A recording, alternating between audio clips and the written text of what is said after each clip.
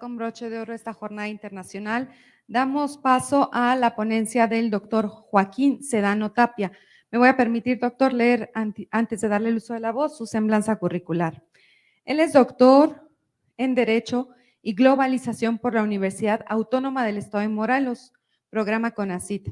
Se encuentra certificado por la Universidad de Ginebra, Suiza, en Derechos Humanos de la Infancia y actualmente es investigador invitado del Instituto de Investigaciones Jurídicas de la Universidad Nacional Autónoma de México.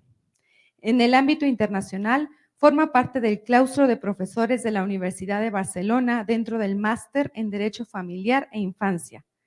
Destacan sus colaboraciones en el curso de especialistas en mediación en la Universidad Complutense de Madrid y con el Instituto Complutense de Mediación y Gestión de Conflictos y Media. Es autor de diversos artículos científicos y libros, entre los que destaca su obra publicada en España y México, El interés superior del niño y su recepción en los contextos nacionales, análisis a la luz del derecho comparado. Es delegado en América Latina y el Caribe de la Asociación para la Defensa de los Derechos de la Infancia y la Adolescencia ADIA en México y socio fundador del proyecto Ángel México. Bienvenido, doctor. El uso de la voz es suyo.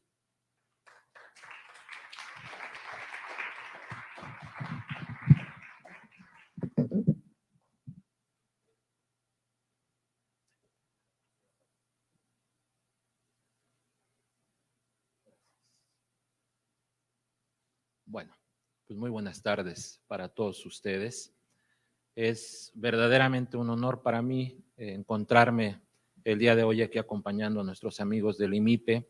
Ya lo comentaban hace rato, no es la primera vez, llevamos años trabajando con ellos y siempre que nos extienden una invitación, pues amablemente pues la aceptamos también de la misma manera, ¿verdad? Así es de que es un placer compartir esta tarde con ustedes un poco de lo que hemos estado estudiando en torno a las temáticas de derechos de la infancia y particularmente el día de hoy en materia de protección de datos. Y precisamente hablando pues de la protección de datos, aunque ya se me fue por allá atrás la comisionada Karen, vamos a procurar ser breves porque pues nos vamos al festejo de su día de cumpleaños que está muy próximo. Sé que seguramente le va a sorprender que lo sepa, pero es tan simple como entrar a internet y darte cuenta precisamente cuándo cumple años una persona. Basta con ver todas esas felicitaciones que de repente aparecen. Y eso por dar una muestra, ¿verdad?, de lo que se refiere a la materia de protección de datos. Desde luego otras informaciones que sin duda aparecen y que de alguna manera nosotros regalamos siendo conscientes, siendo adultos, pues ahora sí que al público en general, sobre todo para aquellos que tenemos perfiles públicos, donde pues cualquiera puede consultar de qué se trata y de qué personaje estamos hablando. Bueno, mi agradecimiento pues nuevamente para los comisionados organizadores de este evento y desde luego agradecer a Proyecto Ángel México que ha auspiciado la organización también y que preside la doctora Carla Pamela Jiménez. Esta tarde voy a platicar un poco con ustedes y ya más bien aterrizar algunas ideas de lo que ya hemos planteado y que es precisamente la protección de datos personales de niñas, niños y adolescentes, realidades y retos de un derecho humano y fundamental. ¿Y por qué he titulado esto pues de esta manera? Bueno, sin duda la dinámica de los derechos humanos es una dinámica que se encuentra todavía en esa vorágine de querer desarrollar temas y vemos derechos humanos en cualquier parte, aunque no los haya, y a veces esa visión de derechos humanos obliga al Estado a entrometerse en las temáticas cuando debería abstenerse. No todos son derechos humanos y desde luego estamos en ese crecimiento de perspectivas, desarrollando temáticas pues que nos ayuden a comprender mejor la dinámica. Nos queda claro que la protección de datos es un derecho humano como tal, consagrado en distintos instrumentos internacionales y por supuesto es un derecho fundamental pues por estar contemplado dentro de nuestra Constitución. Siguiendo un poco a quien me antecedía en el uso de la voz, un gran amigo, el doctor Richard Aguilar, pues nos comentaba, ¿verdad?, cómo desde Europa, el Consejo de Europa en 2006 establece como el Día de la Protección de Datos Europeo un 28 de enero. Y por supuesto la dinámica ha sido así mundial. En México observamos cómo el artículo 6 constitucional en 2007 logra establecer ciertos parámetros en torno al acceso a la información. En 2009 viene la reforma constitucional del artículo 16 que ya consagra como derecho fundamental esa protección de datos, pero hay otros artículos que son interesantes y que quiero comentar brevemente con ustedes. Ustedes miran en pantalla algo que nosotros como estudiosos del derecho llamamos la reforma constitucional del 2011. Esta reforma constitucional sin duda es significativa porque representa un antes y después en la concepción de los derechos en México. No significa que no tuviéramos antes derechos humanos en la Constitución, desde luego que estaban ahí, pero la reforma constitucional nos permitió, pues de alguna manera visualizar, ¿verdad?, que los derechos humanos estaban más allá de un contexto nacional. Y pues bueno, la reforma del artículo primero que se da precisamente a mediados del año 2011 refleja una intención no solamente de proteger los derechos humanos, sino hacerlo extensivo a lo que establecen los tratados internacionales.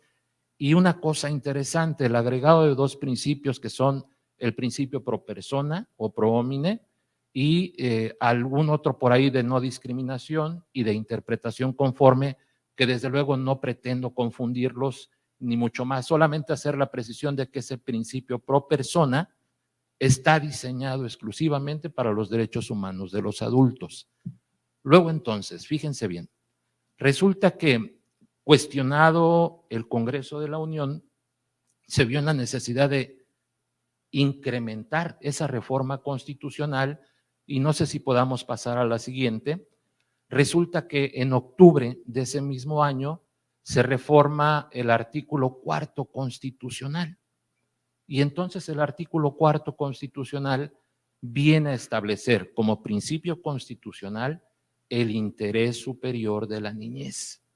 Ese del que hemos oído toda esta mañana, pero que hasta la fecha ni la misma Corte ha alcanzado a dimensionar. Y prueba de ello, ya lo comentaban también aquí, es el haber suspendido la entrega de los libros de texto, que en lo personal me parece un desatino de la Corte, porque va en contra del interés superior. Es decir, prejuzgó sobre el contenido del texto, ¿sí?, cuando debió haber garantizado primero el derecho a la educación y después hacer las investigaciones necesarias. Pero no, en aras del interés superior, dice, suspendo la entrega y obviamente lo vulneró. Todo lo contrario a lo que según se pretende hacer. Y lo digo desde luego respetuosamente, en el sentido de que la Corte, se entiende, está integrado por personajes pues de muy alto intelecto jurídico, ¿no? La reforma del artículo 4 pues vino a significar un tratamiento diferenciado de los derechos humanos, de los adultos y de los niños. Y entonces la pregunta es, ¿los derechos humanos pueden dividirse en esos dos segmentos? Es decir, ¿los humanos mayores de edad tienen unos derechos y los niños tienen otros? No, los derechos humanos son para todos como personas. El artículo 3 de la Convención sobre los Derechos del Niño habla de este interés superior, pero si lo relacionamos con el artículo primero, entenderemos que el tratamiento de la Convención fue como sujetos de derecho. Luego entonces no tendría por qué haber un trato diferenciado, pero aclaro también, tal vez hubo acierto de parte del Congreso de la Unión en el sentido de que si este interés superior es el equivalente al principio pro persona, entonces pues estamos en la vía correcta. Pero les aseguro que no fue así. Tan es así que la prioridad fue la reforma del primero y no del cuarto. Ya después el cuarto se reformó por cuestiones de que no quedó de otra. Pero este artículo cuarto constitucional, sin duda, es importante en el sentido de que si el tratamiento diferenciado se refiere a un tratamiento especial hacia los niños, es correcto. ¿Por qué? Porque la misma convención establece que en tratándose de derechos humanos de niñas, niños y adolescentes, el trato debe ser especializado. Lo comentaba la doctora Jiménez hace un momento, ¿no? ¿Podemos cambiar, por favor?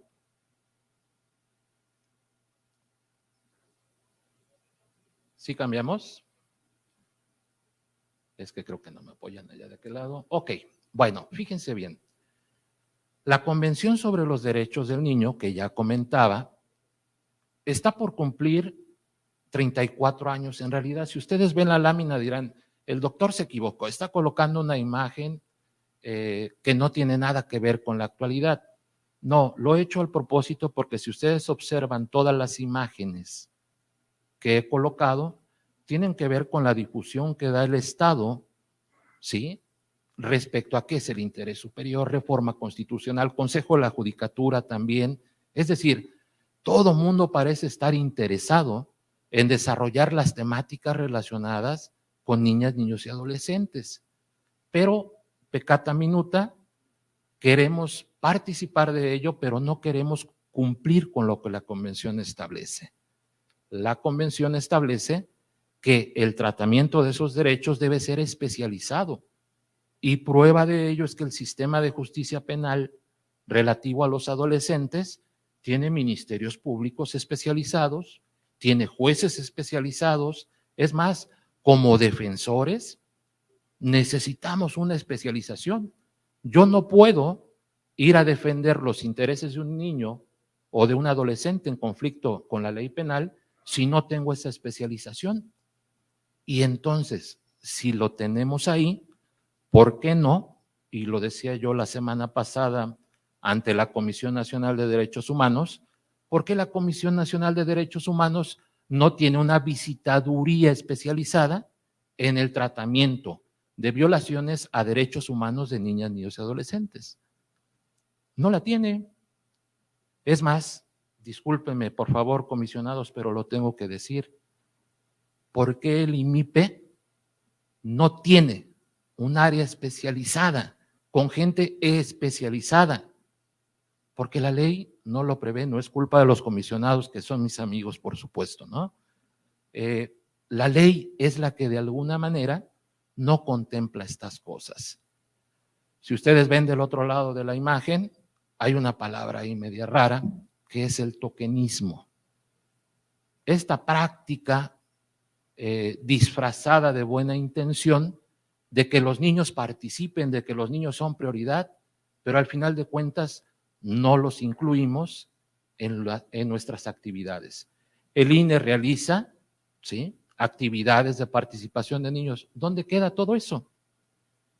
Comisionados también, lo hemos visto, de niños, ¿sí?, niños comisionados de los órganos de transparencia.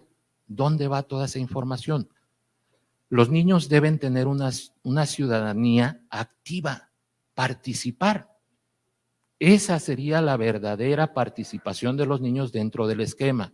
Pero desde luego, pues hemos quedado cortos en ese sentido, ¿no?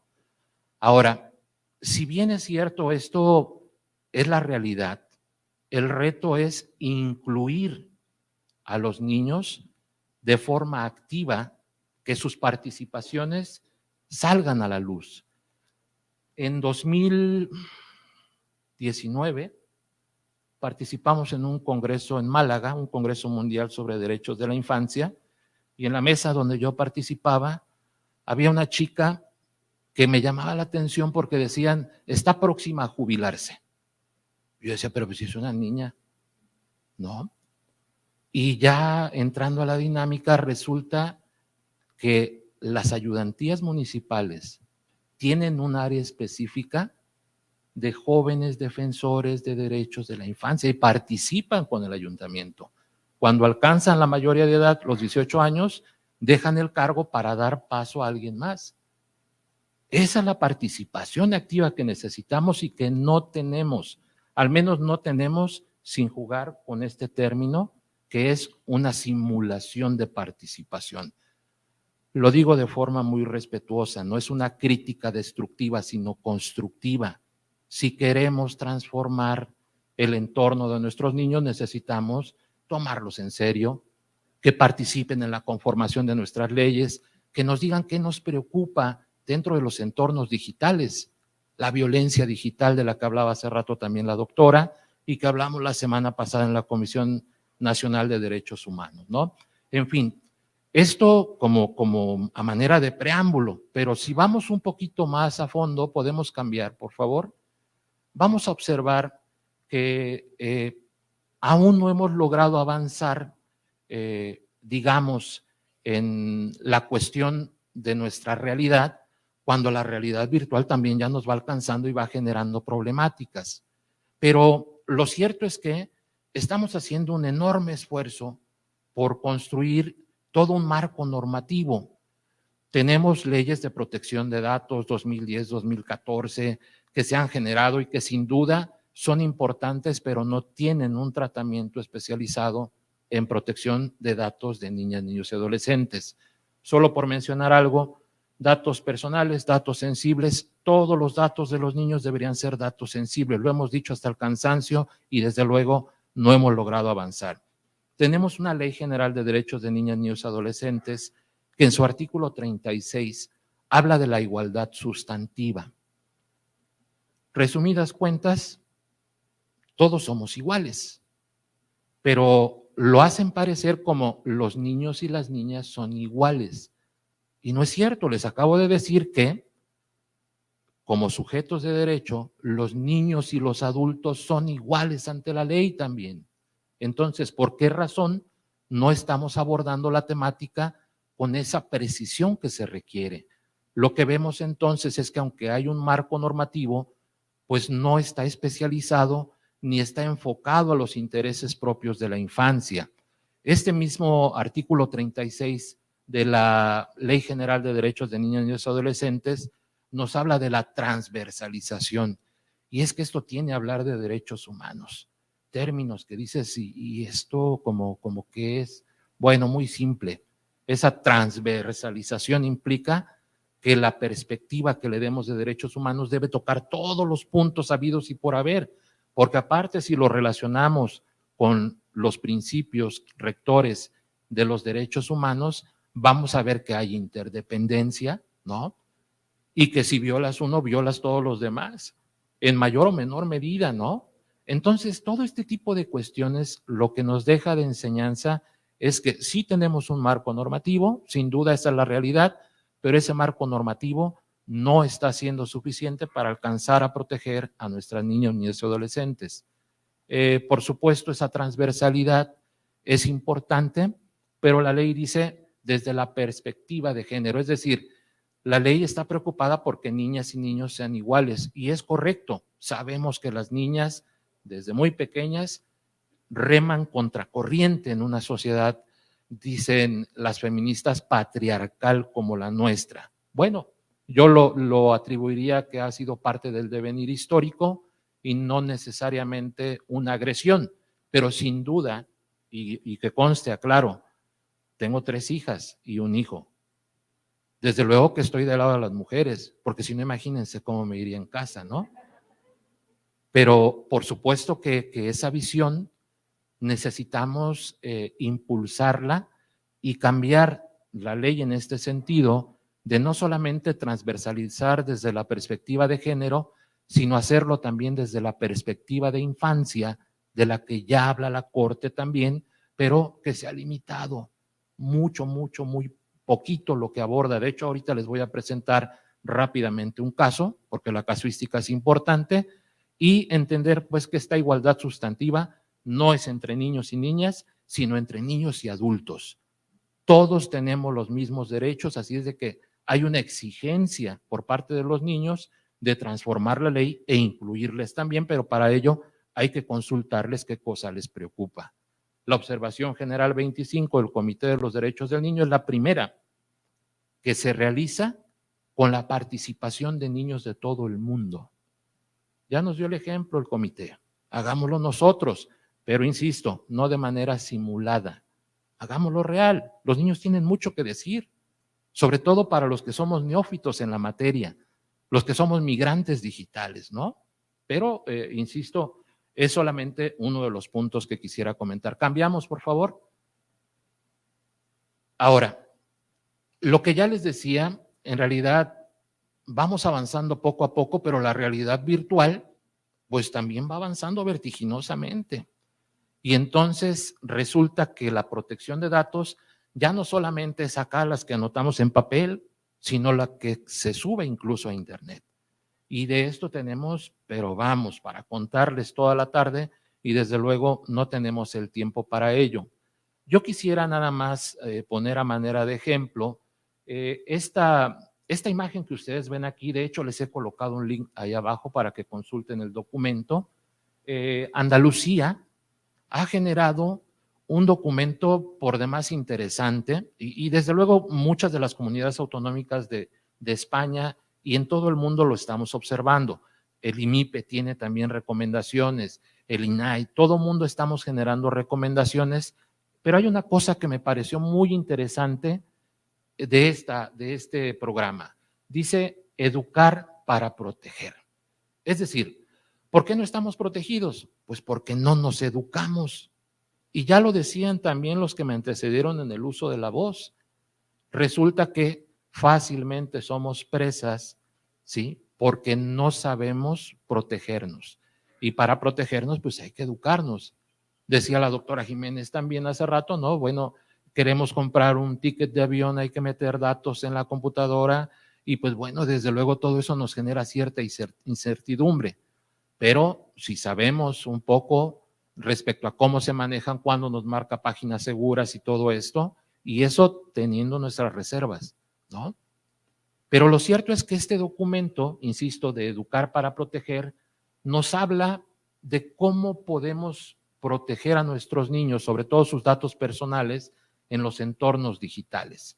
Y una cosa que me pareció interesante, la imagen es un poco deficiente, pero estoy seguro que en el informe que rinde al IMIPE vendrán todos esos documentos y si no, al final están mis datos de contacto, yo se los comparto con mucho gusto para que puedan checarlo, pero en este circulito que ven acá, o bueno, intento de círculo, hay una información que me parece por demás interesante. Huérfanos digitales. Sabemos que hay nativos digitales, migrantes digitales, ¿no?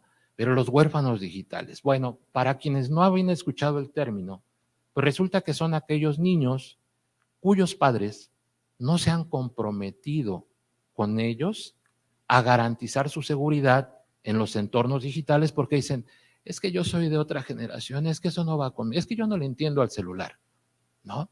Y entonces, claro, pues dejas a tu hijo huérfano, a la buena de Dios dirían por ahí, y navega por los entornos digitales, pues ahora sí que ofreciendo todos sus datos. Recomendaciones hay muchas, insisto, las hemos visto en todas partes, pero ¿por qué no ha permeado? Porque tal vez no necesitamos que nos lo repitan hasta el cansancio, sino hacerlo, como decía el doctor Vilchis hace rato también, parte de nuestra educación. Vamos desde el sistema educativo, vamos implementando mecánicas que nos ayuden a combatir no solamente esta protección de datos, comentaba con mi amigo el maestro Marcial Cabrera hace un rato, como con la Comisión Nacional de Derechos Humanos hablábamos de protocolos de protección de violencia escolar, ¿no? Y entonces les decía yo, es que el protocolo no sirve de nada si no viene acompañado de una instancia que dirija a alguien especializado en el tema y que tenga unas instalaciones adecuadas. O sea, no vas a meter a los niños a un cuartito del intendente. Necesita un espacio para el tratamiento adecuado. Igual en materia de protección de datos. Necesitamos crecer en todo este rubro. Pero claro, debo decirlo, se requiere dinero, ¿eh? Y si los niños son el futuro de cualquier sociedad, particularmente de México, me pregunto yo, ¿no merecerá la pena que invirtamos ahora? Pero México es uno de los que menos invierte en educación. Entonces, por eso estamos como estamos, ¿eh? Pero si aparte sumamos que los padres no queremos involucrarnos bajo el pretexto de que no le entendemos, pues obviamente nuestros hijos van a la deriva, ¿no? Cambiamos, por favor. Ahora, ya para irme perfilando hacia el final, ya lo comentaban también hace un rato, que en realidad educar es parte de uno de los objetivos del desarrollo sostenible que tiene la Agenda 2030, ahora 2050, porque no nos alcanzó el tiempo, la pandemia y lo que ustedes quieran. Pero la verdad es que no le pusimos ganas, ¿sí? Los tres objetivos, 4, 10, 16, que también ya referían hace rato. El primero, respecto a la educación de calidad. Vamos metiendo en nuestros programas esa educación de protección, cultura de protección, y desde luego vamos en algo que llama la Observación General 25, la alfabetización digital de padres. Necesitamos prepararnos. ¿Y qué creen? Por ahí he visto yo en internet, a veces buscando en mis ratos de ocio, en YouTube, que hay muchas personas que hablan precisamente de cómo proteger este tipo de situaciones. Entonces también los papás no queremos, preferimos ver videos de risa. Es más, si tú llegas a un hotel, ¿no?, de viaje y está la pantalla y vas al buscador, videos de risa, canciones, todo, menos algo que se trate de aprender. Entonces también nosotros necesitamos poner un granito de arena. Con ello entonces la realidad, el Estado se está quedando corto en normativa y dos, las familias estamos mostrando un desinterés total porque nuestros hijos tengan el crecimiento adecuado y aprendan a proteger precisamente todos sus derechos digitales, ¿no? De los demás ya los comentaban, pero reducción de las desigualdades, no todos nuestros niños tienen acceso a redes, la pandemia y la educación nos lo dejaron clarísimo con la cantidad de amparos que hubo de que niños pues no tenían ni dónde ver el programa de televisión, ¿no? Bueno, algunos ni luz tenían. Entonces, claramente hay que reducir esa brecha de desigualdad. Y por último, paz, justicia e instituciones sólidas. No habrá instituciones sólidas de ninguna naturaleza, ni siquiera poder judicial, mientras no haya un compromiso serio por proteger los derechos de niñas, niños y adolescentes. Necesitamos trabajar de verdad en todas estas temáticas, pues para que alcancemos una protección efectiva, una tutela efectiva de derechos, ¿no? Y ya, ahora sí, prometo que me perfilo hacia el final. Pasamos, por favor, diapositiva. Pues resulta que en tratándose de justicia, no está mejor la situación. Estos son los amparos en revisión que se han presentado ante tribunales colegiados, juzgados de distrito y que finalmente paran en alguna de las salas de la Corte y que si ustedes ven, pues son muy pocos. Obviamente protección de datos relacionadas con niñas, niños y adolescentes. Algunos de ellos han generado ahí unos criterios, tesis aisladas, muy pobres, diría yo, raquíticas, que realmente no nos dicen nada nuevo. Y ahora van a entender por qué. El amparo 359 del 2020, si podemos cambiar, por cierto, también les puse ahí un vínculo por si desean accesar a una obra que publica la Suprema Corte sobre las distintas jurisprudencias que tienen en torno a los derechos de la infancia en los distintos rubros, ¿no? Este amparo del que les comento en revisión, pues en realidad lo que plantea es que hay varios artículos de la Ley General de Educación que de alguna manera, pues decían algunas asociaciones civiles violentan, ¿sí?, la protección de datos de niñas, niños y adolescentes. Palabras más, palabras menos, porque tampoco se trata de extenderme ya más en ello. Lo que establece esta ley es que a la hora de realizar entrevistas con menores de edad, pues se pueden utilizar medios digitales, grabaciones y demás, y esto lo que decían es que eso es violatorio ¿sí?, de los derechos, protección de datos de niñas, niños y adolescentes. Y la pregunta es, ¿acaso no los violamos cuando estuvimos en pandemia? Porque los maestros exigían cámara encendida. Y yo les decía, cuidado, estamos violando derechos de protección de datos, pero claro, la situación era emergente y pues tuvimos que hacerlo. Incluso, no solamente de niñas, niños, a nivel universitario, a mí las universidades me decían, cámara encendida, yo les decía, no, no, porque van a ser abogados. ¿Cómo les enseño a ser abogados violentándoles sus derechos? El que quiera aprenderla, apréndala, y el que no, me da igual. Yo estoy dando mi clase. Y de todas formas, aunque estén sentados al frente, a veces ni atención ponen, ¿no? Así es de que daba lo mismo. Pero imagínense el niño desde la intimidad de su casa, con la cama atrás, extendida y demás, ¿no? Entonces vemos cómo esta violación sistemática de derechos, pues la Corte realmente tampoco ha entrado mucho en la dinámica. Para cerrar ya en este caso, decirles que la Corte determinó que no son violatorios de derechos humanos, particularmente de protección de datos, porque hay una parte de la ley que dice que quien realice las entrevistas podrá, en todo caso, establecer los mecanismos de protección de datos. Y lo que comentábamos hace rato, permíteme, el maestro no es especialista en protección de datos. ¿Cómo le dejas corte que un maestro que merece todos mis respetos, tengo 25 años dedicándome a la docencia, así es de que lo menos que merecen mis maestros es mi respeto y consideración? ¿Cómo le pides a un maestro que él determine cuáles son los lineamientos de protección de datos? No lo sabe.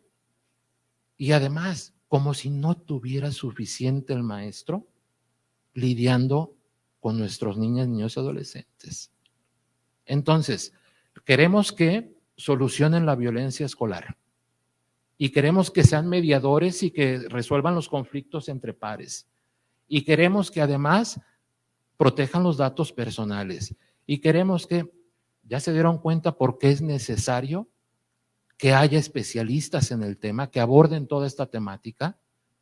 Por eso nos estamos quedando cortos y obviamente necesitamos avanzar en ese rubro. Este planteamiento finalmente, que ven al final, dice la Corte, no se vulneran los derechos. El profesor puede determinar cuáles son los lineamientos, así es de que están protegidos los datos personales. La Corte tampoco ha tenido interés. Seamos honestos, ¿sí? Con todo esto, pues, el panorama que les presento, cambiamos, creo que es la última ya, el panorama que les presento, pues tendría que llevarme a la conclusión. Me pregunto, ¿podríamos concluir? Pues realmente no, porque como hemos escuchado a todos los especialistas que me antecedieron en el uso de la voz, estamos en ese proceso de construcción, ¿sí? Entonces no puedo concluir algo que estamos trabajando, pero estoy seguro que con las sinergias necesarias que generemos entre los que estudiamos el derecho, entre los que están al frente de la educación, entre los que están al frente del Poder Judicial. Hace un par de meses estuve en el Poder Judicial de Sinaloa, en Culiacán, con unos amigos, capacitando gente en derechos de la infancia, y desde luego también están preocupados porque dicen, ¿qué podemos hacer para mejorar? Pues seguir trabajando y hacer una realidad la defensa de los derechos de niñas, niños y adolescentes. Yo cierro mi intervención, desde luego, dándoles las gracias y dejándole ahí un poco en mis redes sociales por cualquier cosa que deseen consultar. Pueden contactarme directamente y créanme que voy a responder porque me interesa, es mi área de investigación y estoy seguro que tengo algo que aportar siempre al respecto. Cerraría yo con una frase que es un proverbio africano. Dice más o menos así, que el niño que no se siente cobijado por su pueblo o por su tribu, decían hace ratito, terminará quemándolo para sentir su calor. Nuestra sociedad está que arde, señores, señoras, señoritas y señoritos también, para no dejarlos excluidos, porque eso de la inclusión también es otra temática fuerte, ¿no? Necesitamos ponerle atención a nuestros niños. Veamos las enormes problemáticas, ¿sí? El país está que arde con los adolescentes y si no les ponemos atención, nos van a incendiar el país. Lo están incendiando, ¿sí? Solo por comentar lo último, en la última revisión que tuvimos ante el Comité de los Derechos del Niño, el reclutamiento de menores por parte del narcotráfico fue una exigencia que le hizo el comité a México, que regulara como delito este tipo de reclutamiento. A la fecha, eso fue en 2015, ¿eh? Ya estamos casi 10 años después y no hay atención. Digan ustedes si no hay un tokenismo en este país respecto al tratamiento de los derechos de niñas, niños y adolescentes. Pero confío, porque lo he visto y el interés es auténtico de parte de mi amigo el comisionado, de que el tratamiento al menos de protección de datos de niñas, niños y adolescentes va a ser una realidad y la vamos a trabajar aquí en Morelos y como lo dijo también Richard Aguilar hace un momento y lo digo, lo reafirmo yo, a nombre de mi querido amigo y maestro, el doctor Carlos Villagrasa, las puertas de la Universidad de Barcelona están abiertas para todos ustedes y desde luego desde la asociación que represento, que es ADIA, por supuesto que también lo que necesiten siempre estaremos a disposición. No me resta más que agradecerles el favor de su atención y quedo a sus órdenes para cualquier situación. Muchísimas gracias. Sí, claro, sí, claro. Muchísimas gracias, doctor. La verdad es que son temas que están aconteciendo en nuestro país, hay que regularlo. Pasa mucho con los eventos sociales, para los que estudian sociología y ciencias políticas, pues de repente a veces pasan los sucesos sociales y el Estado trata de regularlo conforme va pasando el tiempo y los problemas, ¿no?, que esto contrae. Pues bueno, para terminar, solicito que suba al presidium al comisionado presidente y al coordinador de la región centro, el comisionado Marco Alvear, para que haga entrega y lectura del reconocimiento. Adelante, comisionado. Muchísimas gracias, como siempre. Gracias, Denilson. Si me lo permiten. Doctor Joaquín, te agradezco, por supuesto, tu compromiso. No es la primera vez que nos acompaña en el IMIPE, ya ha habido una serie de actividades previas al evento del día de hoy, pero la coordinación de la región centro del Sistema Nacional de Transparencia otorga el presente reconocimiento al doctor Joaquín Sedano Tapia por impartir la conferencia magistral dentro de la Jornada Internacional de Protección de Datos Personales de la Niñez en el Auditorio Carmen Giral Barnés de la Facultad de Farmacia de la Universidad Autónoma del Estado de Morelos, Cuernavaca, Morelos, a 21 de septiembre de 2023. Felicidades, enhorabuena, Joaquín, y por supuesto agradeciéndote como siempre el compromiso con estos temas, con la protección de datos personales de la niñez en nuestro estado y en nuestro país. Muchas gracias, felicidades, enhorabuena. Gracias. Gracias.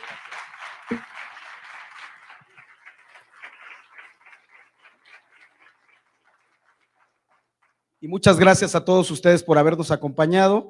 Los verdaderos amigos del instituto se conocen, dicen mis amigos académicos, en la cárcel, en el hospital, en las presentaciones de libros, en las conferencias y por supuesto en eventos como este que el día de hoy realizamos por parte del Instituto Morelense de Información Pública y Estadística.